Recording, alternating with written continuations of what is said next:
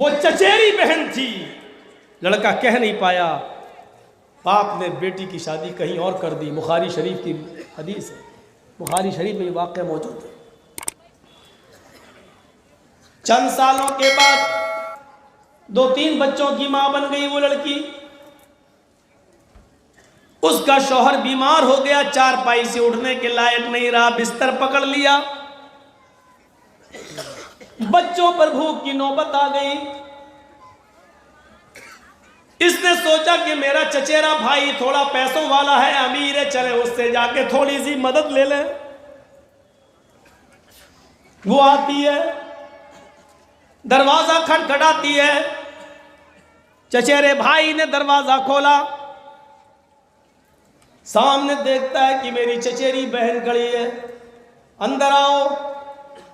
कैसे आना हुआ? उसने बताया, तुम तो जानते ही हो कि तुम्हारे बहनोई के बिस्तर पर पड़े हैं, उठने की ताकत नहीं है। मैं औरत जात हूं, कितनी मेहनत कर सकती हूं। शौहर की दवा और इलाज भी कराना है और बच्चों का पेट भी पालना है। गरीबी ने मुझे पकड़ लिया है, गरीबी ने मुझे जकड़ लिया है।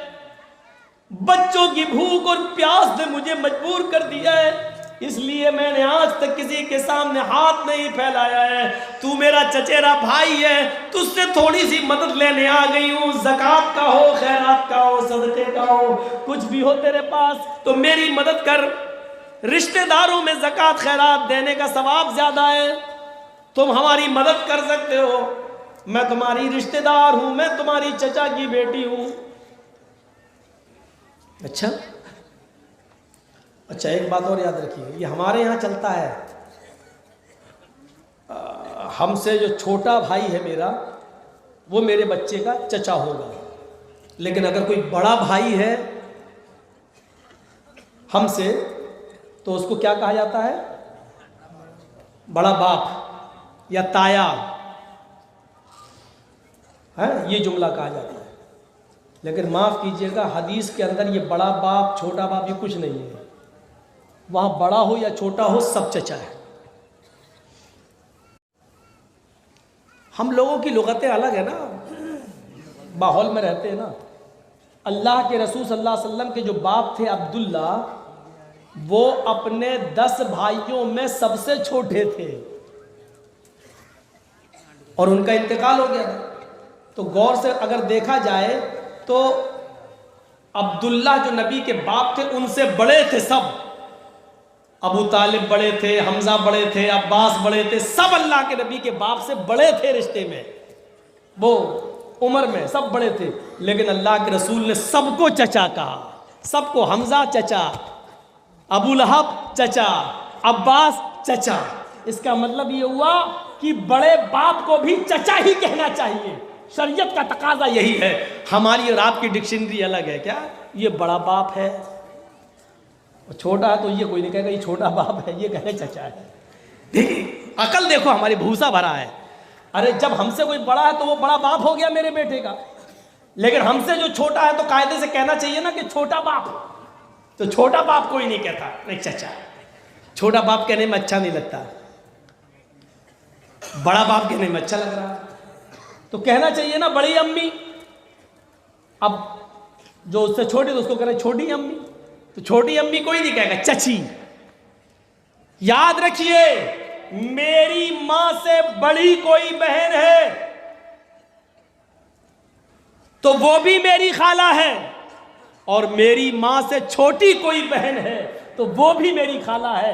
इसी तरीके से किसी से बड़ा कोई भाई है तो वो भी मेरे बच्चे का चचा है, और मुझसे छोटा कोई भाई है तो वो भी मेरे बच्चे का चचा है। इसको बदलने की कोशिश करो अगर रवाज बना सकते हो ऐसा। तो इसीलिए मैं कह रहा हूँ चचेरी बहन चचेरा भाई, क्योंकि दोनों एक दूसरे के चचा, चाहे छोटा हो चाहे बड़ा हो, बड़े अब्बा की बेटी, बड़े ये कुछ नहीं, चचेरी बहन चचेरा भाई। तो कहती है कि मैं तेरी रिश्तेदार हूं, जो भी देना चाहे दे दे। उसने कहा है मेरी चचेरी बहन, आज मैं तुमसे अपने दिल की बात कहना चाहता हूं। जी बोलो भाई क्या बात है? आए मेरी बहन, मैंने मैं तुमसे बेहद प्यार करता था, शादी से पहले भी मैं तुम्हें दिलो जान से चाहता था, मैं तुम्हारे साथ निकाह करना चाहता था, लेकिन मैंने सोचा कि अभी तुम्हारे अब्बू तो कुछ टाइम लगाएंगे निकाह करने में, कोई अच्छा मौका होगा तो हम देखकर उनसे बात कर लेंगे या तुमसे ही कह देंगे। लेकिन ऐसा मौका नहीं आया और एक दिन पता चला कि आपका रिश्ता तय हो गया और निकाह कर दिया गया। उस दिन मुझे बहुत तकलीफ हुई, लेकिन आई मेरी चचेरी बहन, मोहब्बत मुझे आज भी है तुमसे। अब निकाह तो मेरे साथ नहीं हो सकता क्योंकि तुम किसी और के निकाह में हो, लेकिन हाँ मोहब्बत दिल में अभी भी है, इसलिए मैं तुम्हारे सामने एक पेशकश रखता हूं। आज की रात तुम मेरे बिस्तर पर आ जाना, मैं तुम्हारी मदद अभी किए देता हूं और आज की रात मिलने का वादा करो। उसने समझाया, शर्म करो, ये तुम क्या कह रहे हो। इसने कहा सोच लो, एक तरफ तुम्हारा शौहर है जो बिस्तर मर्ज पर पड़ा हुआ है, दूसरी तरफ तुम्हारे छोटे छोटे बच्चे हैं जो भूख से बिलबिला रहे हैं। सोच लो, गौर कर लो। वो मजबूर थी, बच्चों की भूख उस पर देखी नहीं जा रही थी, शौहर की बीमारी ने उसको मजबूर कर रखा था। थोड़ी देर के बाद उसने इस बात में अपना सर हिला दिया, जैसी तुम्हारी मर्जी, लेकिन अभी मेरी मदद कर दो, मैं अपने बच्चों को कुछ खिला दूं और अपने शौहर के लिए कुछ दवा ले लूं। उसने कुछ दिरहम उस लड़की को, अपनी चचेरी बहन को दे दिए। कहीं जिक्र है 60 दिरहम दे दिए। ये लड़की उससे वादा करके चली आई, आधी रात गुजर जाने के बाद मैं तेरे बिस्तर पर आ जाऊंगी। मजबूर थी, चली आई, अपने शौहर के लिए दवा का इंतजाम करती है और अपने बच्चों के लिए खाना ना बनाती है, तैयार करती है, खाना खिलाती है, शौहर को सुलाती है। देख लिया कि बच्चे बेहोश पड़े हैं, शौहर भी गहरी नींद में बीमार है, जो दवा खाया है अब सुबह से पहले उसकी आंख नहीं खुलेगी। दिल पर पत्थर रखती है और फिर चल देती है कि मैंने जो वादा किया था अपने वादे को पूरा कराऊं, शायद फिर कभी जरूरत पड़ जाए पैसे की, दिरहमो दीनार की, तो वही मेरे काम आएगा। दरवाजे को दस्तक देती है, उसको तो नींद ही नहीं आ रही थी, वो तो इंतजार में बैठा ही था। दरवाजा खोला, उसने फौरन हाथ पकड़कर उसको अंदर खींच लिया और फिर दरवाजा लगाया और फिर वो उसके करीब आकर कहता है, आओ इस बिस्तर पे आओ, तुमने आने में कुछ ताखीर कर दी। ये बेचारी खड़ी है, थर्रा रही है, ये कहता है कि इधर आओ, ये कांप रही है।